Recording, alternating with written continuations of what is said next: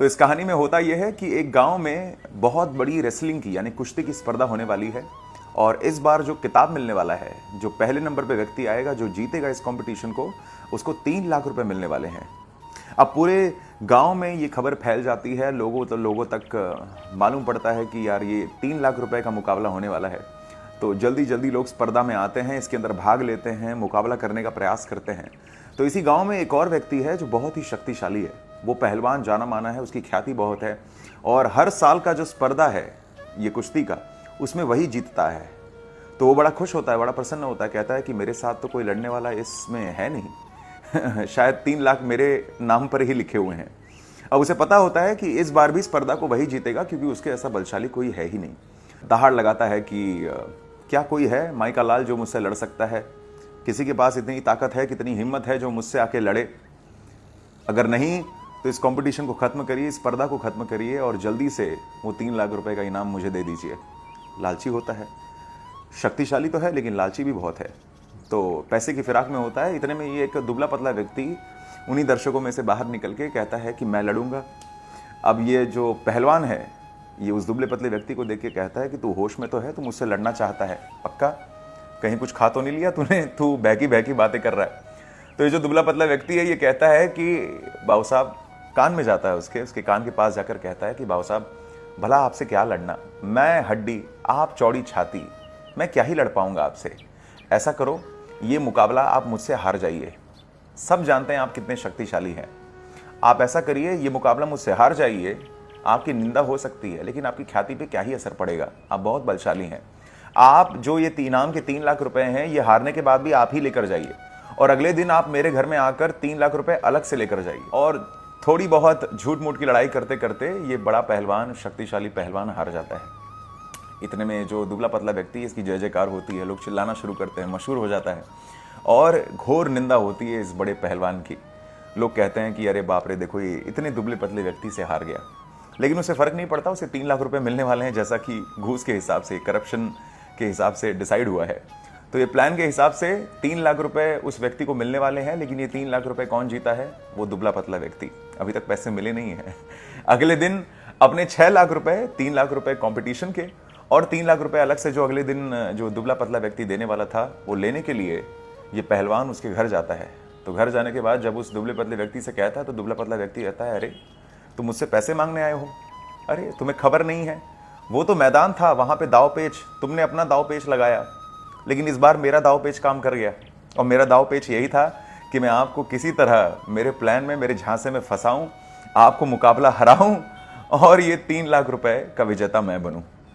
यानी कि आप देख पा रहे हैं कि एक व्यक्ति जब अपनी नीति से, अपनी नैतिकता से, अपने सिद्धांतों से नीचे गिरता है, जैसा कि ये पहलवान के साथ हुआ, जब अपने पहलवान अपने चरित्र से नीचे गिरता है तो उसके साथ क्या होता है? घोर अपराध, घोर निंदा होती है।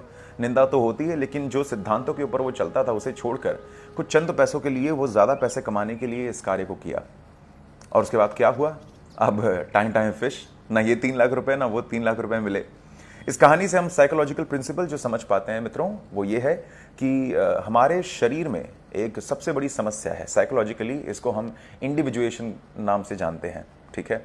और ये सोशल कॉन्फॉर्मिटी, यानी कि कई बार लोग जानबूझकर करप्शन करते हैं, जैसा कि इस दुबले पतले व्यक्ति ने किया, ये प्लान किया, ये झांसे में फंसाया। वो जानता था कि जो मैं ये कर रहा हूं ये ठीक चीज नहीं है, ये कूटनीति है, लेकिन लोग करते हैं बिकॉज उनके पास जस्टिफिकेशन होता है। ये सोशल कॉन्फॉर्मिटी का हिस्सा है।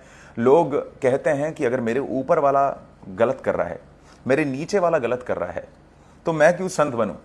मुझे संत बनने की क्या जरूरत है?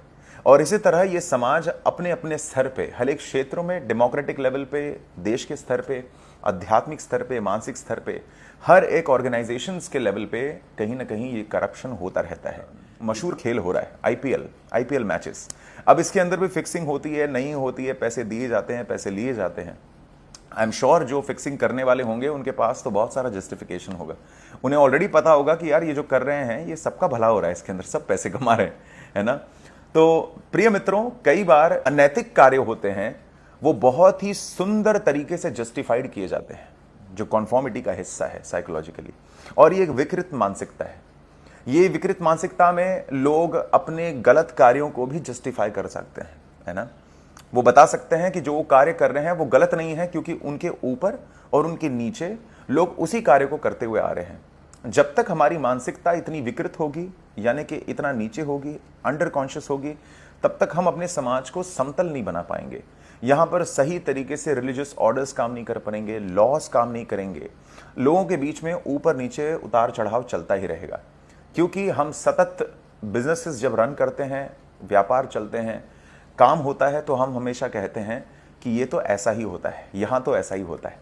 तो जब तक इस मानसिकता में रहेंगे, सोशल कन्फॉर्मिटी में रहेंगे, तब तक पहलवान जैसा व्यक्ति को कोई दुबला पतला व्यक्ति भी हरा के निकल जाएगा, क्योंकि करप्शन को, घूसखोरी को दांवपेच माना जाएगा, इसको गेम का हिस्सा माना जाएगा।